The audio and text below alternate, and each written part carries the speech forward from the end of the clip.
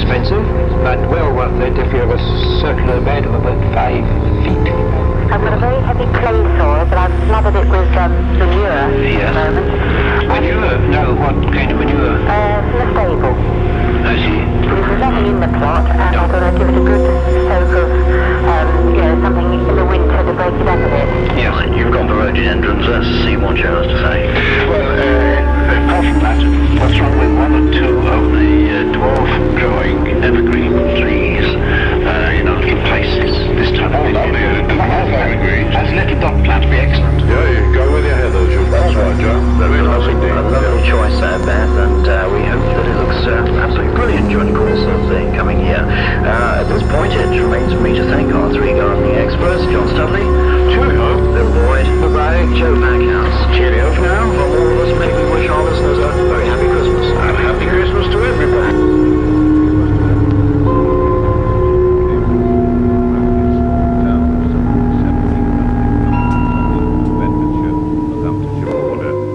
And for once, we've hit the right year for a visit because our hosts, the Kimbolton Floral Arrangement Society, are celebrating their Silver Jubilee.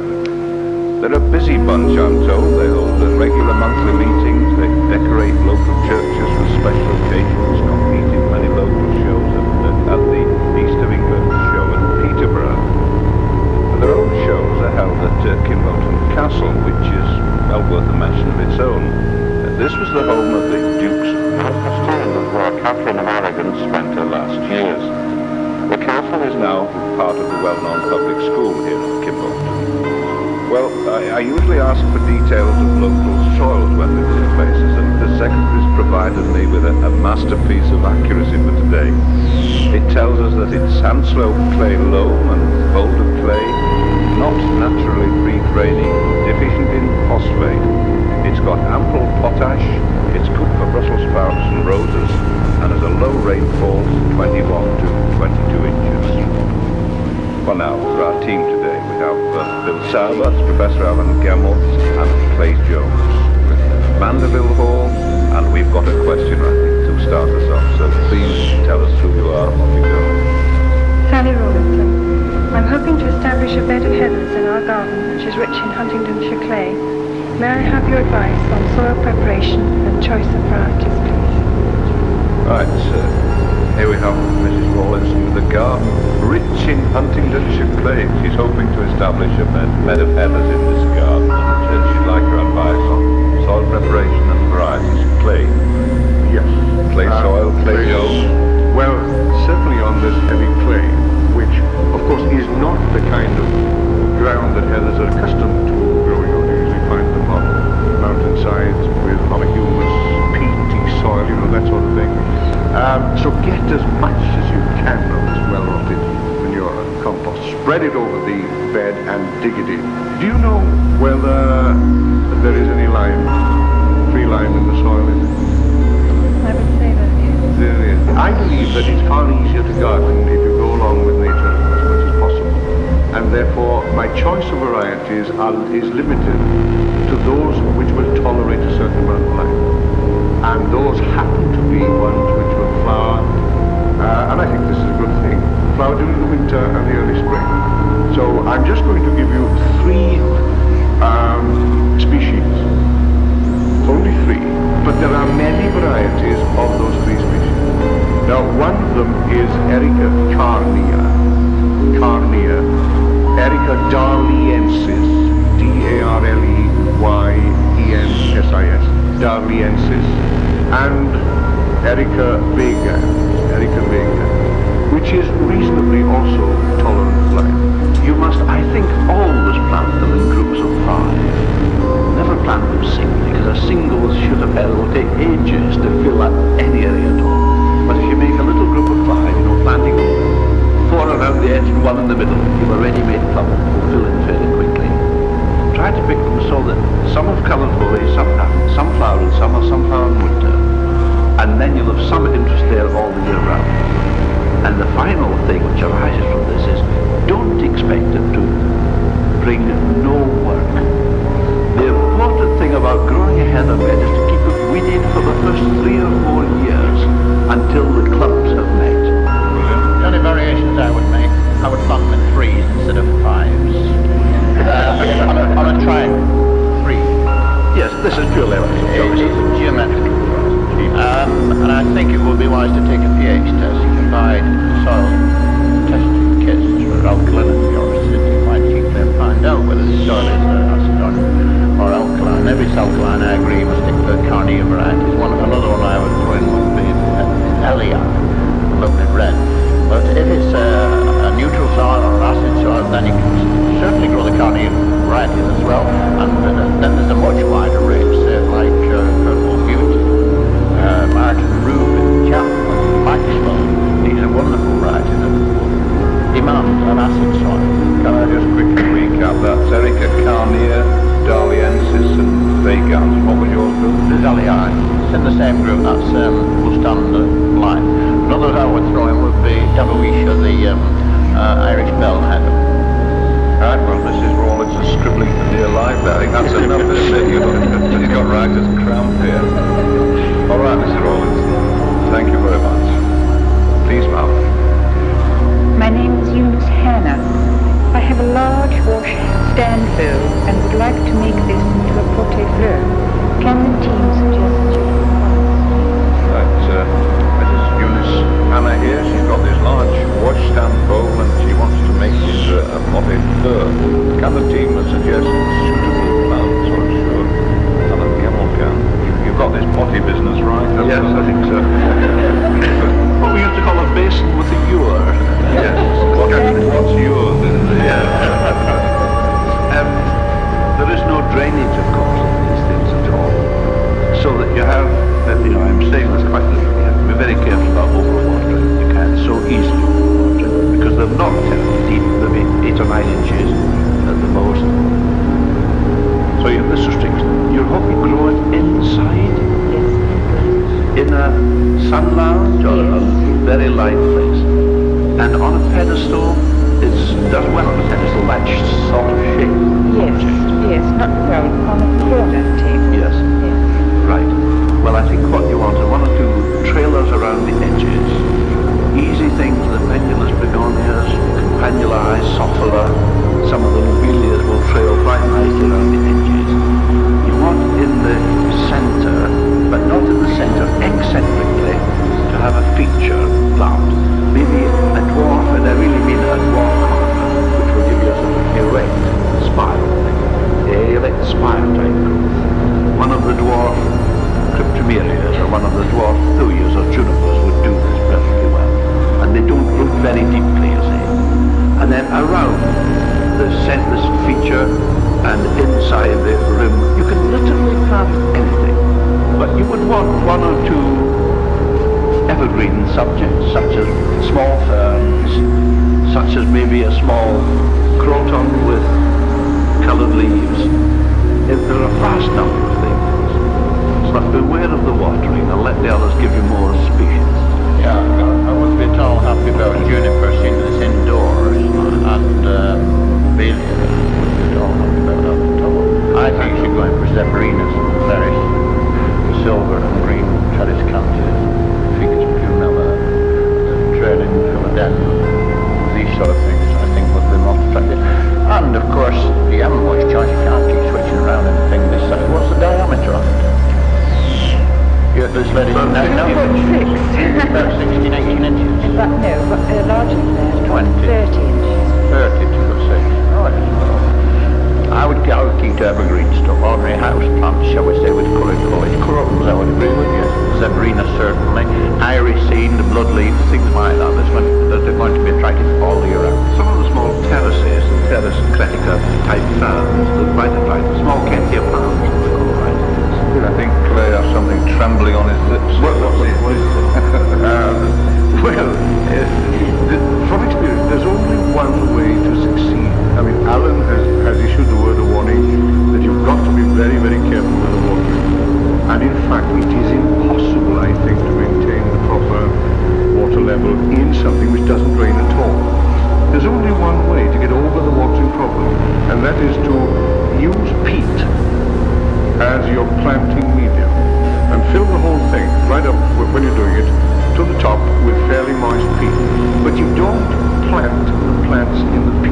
what you do is sink the pots that they're growing in.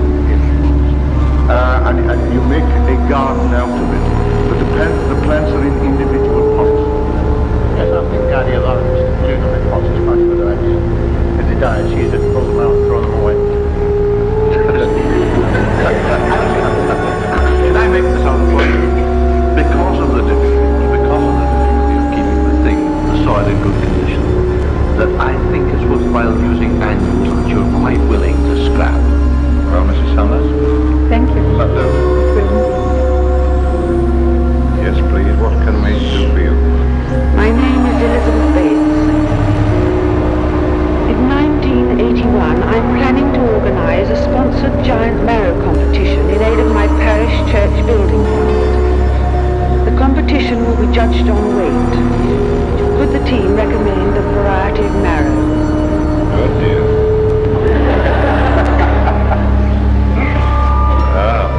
Mrs. Bates, in 1981 she's planning a sponsored giant marrow competition.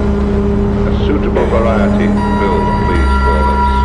Well, I think weight as opposed to quality, you've got to go for the long green trailing, not a bush variety, green trailing. You get the largest size from those. Important to raise the plants on the grass fairly early so you get an early platform its way in a pot. Now, if you have some plants in reserve, and the plant that you put out permanently, they want to produce a massive marrow, it's producing only female flowers and no male flowers. The few plants you have on the side that you've left in small pots will probably have some male flowers, and then you can fertilise a female flower on your permanently planted one or bones. And this is a good method of ensuring that you've got some male pollen you need. Because the importance of getting a big, really big marrow is plenty of feed and getting 1 or 2 marrows fertilized very early in the year, say late June or July, so you have a chance of getting the size. If it's August before you fertilize a female flower, you have no chance of getting a big marrow because winter, autumn is catching you. As well as plenty of feed, plenty of water, because an awful lot of the marrow that you're going to weigh is going to be watered. Well, very well watered, good, rich soil. One other tip also, because I can see Kimball is going to be taken over by marrows this summer. They're going to be out on the pavement and everywhere. You need 6 feet all round for these 6 trailing ones, by the way, so they take up a lot of room. But cut through, when the marrows are down a foot long, cut through the stem, halfway through the stem, about 1 inch above the marrow, thread in the length of cotton, about 1 foot to 18 inches long, into a 2-pound jam jar, put water and a teaspoonful of sugar, white sugar. Stand this by the marrow and put the other end of the cotton in the jam jar with the sugar solution. Renew sugar solution once a week, and that will increase the size of the marrow. Retire immediately.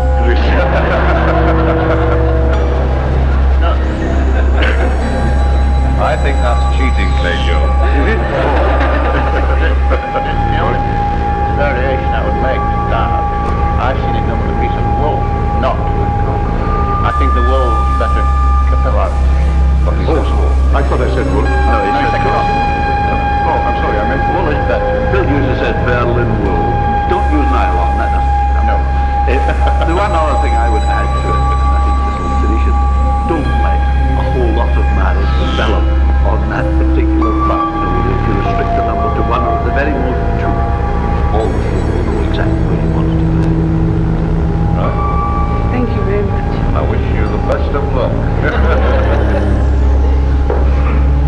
Thank you, Mrs. Bates. Yes, please. My name is Wenda Watson. What causes the sticky substance on the leaves of a Victoria plum tree? Mrs. Watson, you'd like to know, Alan, what causes the sticky substance on the leaves of Victoria plum? There are usually 2 things cause it actually. Very often it's caused by green fly, which secrete from themselves a sticky material which goes on the surface. And on that sticky material you often get mold, fungi going through the leaves. But even though there are no green fly there, you can also get a sugary exudation from inside the leaf coming out, and this can start it growing. In no case is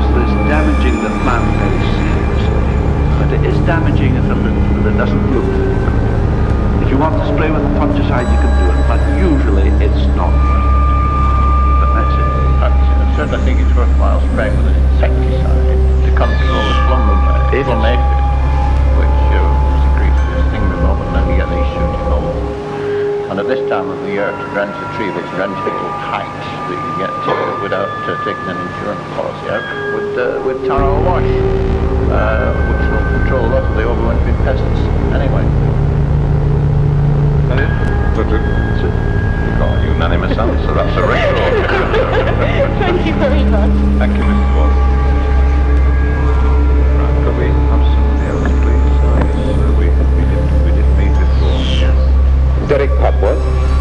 I had occasion last summer to move a raised plot of soil in the garden and use the soil on the vegetable garden. In the process, discovered the skeletons of 36 dogs. Found out later that the local veterinary surgeon who lived in the house and had probably buried the dogs some 60 years ago. The question is, will it be safe to eat the vegetables which will grow in the vegetable plot this year? Well, we haven't had it before, could I say that? The real problem is we don't know what the dogs died of.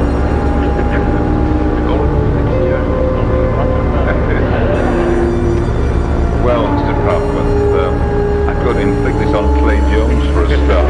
Clay, this is more than 60 years ago. Is it going to have any detrimental effect on any vegetables that Mr. Crawford might grow? I think it would be great for cabbage rear.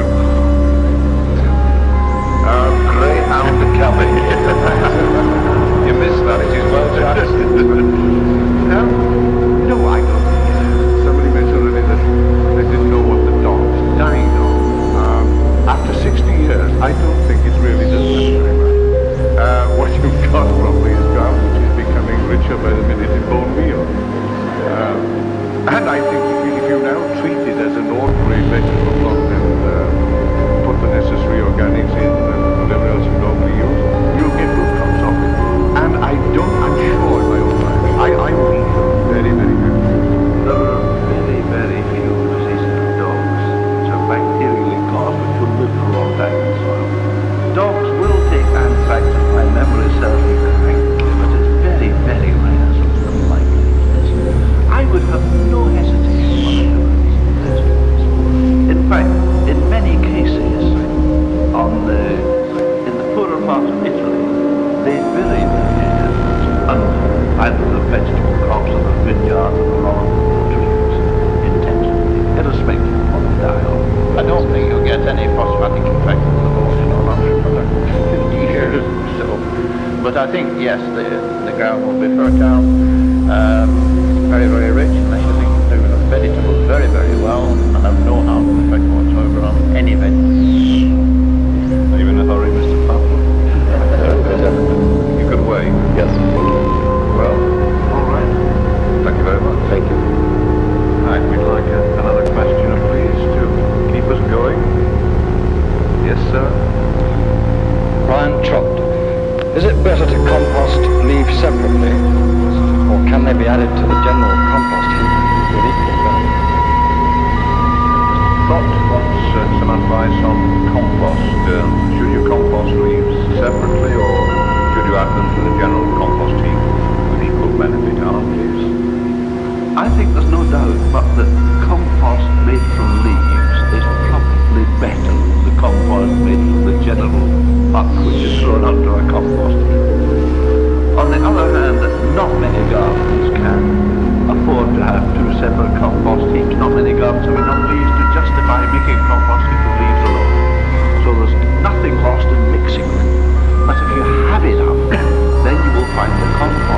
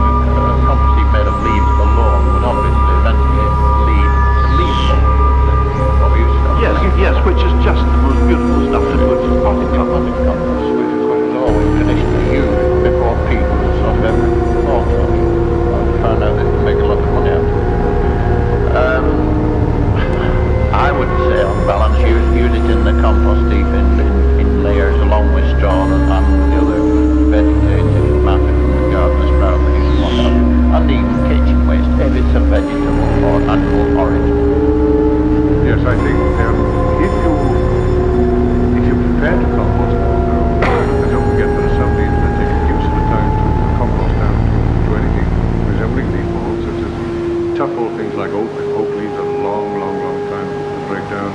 Beech again, whereas sycamore goes fairly quickly. But if you hamper the patients in the room, then don't get your compost there for about 3 years before you've got anything like people. Alan? Yes. The great thing about composting leaves separately is that you don't get weed seeds with it. You have a nice clean material which you can use for special situations. This is really what I'm stressing all the time. If you bloom and you want the special situation, bloom separately. If not, I agree, we can all go together. I think we've exhausted the possibilities of this conversation. Okay, Mr. Trott, thank you. Now, sir, please. John Haas. While I like to keep some of the hedgerow trees on my garden boundary, I find that their roots encroach on the vegetable patch. How close to the tree do you think it's reasonable to double dig without causing excessive harm? I'm thinking particularly of an ash tree. Right, Mr. Haas? Yes. Well, once again, I can speak from experience because in the last garden, not in this one, we had the very same situation when I arrived there. This is a pretty old ash. It's a healthy one. Yeah. Once you find, once you start double digging, you go down about less than a foot, and you're going to get roots as thick as your arm and thicker. I haven't found that. You will, absolutely. This is certain. They will be, a tree that old will have roots that thick, that strong. So then you saw through them. You make a trench maybe a foot or 2 feet wide, and you saw this both ends, and you've got a log you can put through fire. Just a bit of a bonus. The following year, then, you use that trench, say, to grow around a bean. That's what I did. The following year, you think to yourself, fine, great. I've solved the problem. All I have to do now is to normal double dig, but not so, because the cut end nearest the tree, the cut end of the root, has now produced a mat of fibrous roots, which you then have to dig out again. So it's a question of how much work you're prepared to do and how you are prepared to go. You won't have the tree. It's got enough root to take care of itself. Now, is it in a position where it's not casting shade on you, ready to the garden? No, it's on the east side, so it does cast shade in the morning and Not too bad. 12. Well, I would say I would saw where clear these roots, let's say 4 feet away from the ball. It's certainly not down the ash tree, and it's not going to diminish light very much because of its position. One thing about an ash tree is that it's one of the last to lose its leaves, and its leaves are a nuisance, and they're terrible and not fit to compost. You can reckon roughly that the feeding roots of a tree are within the drip line of the tree. Imagine the tree is an umbrella with water dripping off the end. I understand. Well, the circle there marks roughly the limits of the feeding roots. That's the limits of the feeding roots. Now, you don't really need to get rid of the great thick roots. They're down too deep because you'll be growing ordinary vegetable crops. Cauliflower, cabbages, carrots, this sort of thing, which never go down more than about a foot at the most. And so I would think you could get safely, not double digging, but good ordinary straight digging to halfway between the drip line and the ball. That'd be perfectly safe, provided you put plenty of humus in the soil so that you get away from the competition of the other feeding roots there. I'd have that distance. Yeah. Thank you very much. Okay. Thank you, Mr. Hart. Now, sir, if you'll just tell us who you are, please. Malcolm Lawrence. Please can the panel tell me why my Bramley apples have what looks like potato scab on the base? This is the first time I've seen them. Will it affect their keeping quality? Right, Mr. Lawrence has these Bramley apples with what looks like a potato scab on the base. Alan, would you like to take this specimen and have a look at it? This, in fact, is a Bramley, quite a nice sized Bramley, and the base is covered with a fairly large scar, which Miss Klotkin is having a look at it. And it is just a costly scar. I don't think it's due to scab at all. It doesn't look to me to be due to scab. Can I cut it open? It's really the thing to do. If I can cut it open, I can tell you. They'll supply me with tools if I would go along. Scalpel.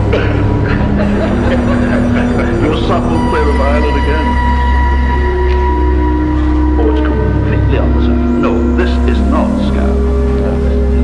it what I thought it might be, Bitterpit.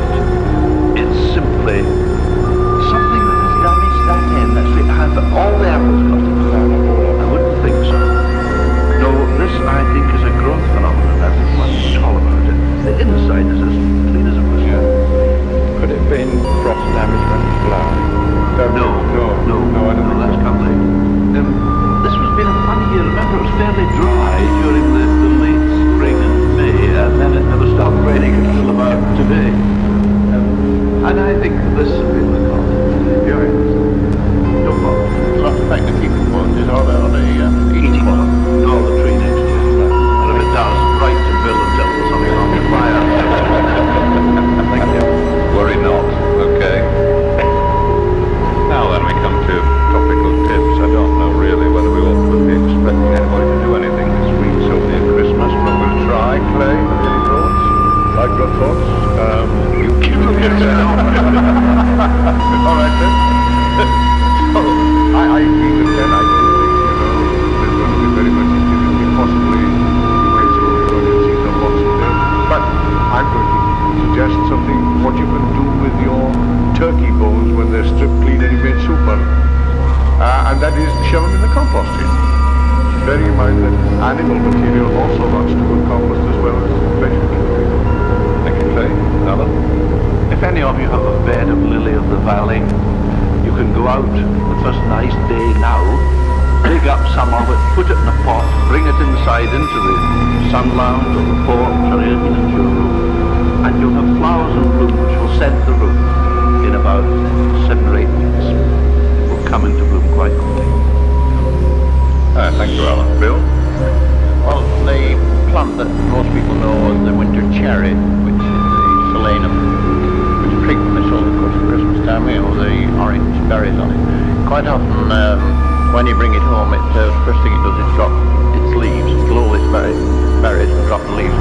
I think it's a very good policy with solanums to see they don't get chilled, which is very important, but also to spray the foliage with a foliar feed containing magnesium. Thank you, Bill. And that's it for today. We've been in Cambridgeshire as guests of the Kimbolton and District Floral Arrangement Society. Now, next week we'll be in Yorkshire as guests of the Treaton Horticultural Society and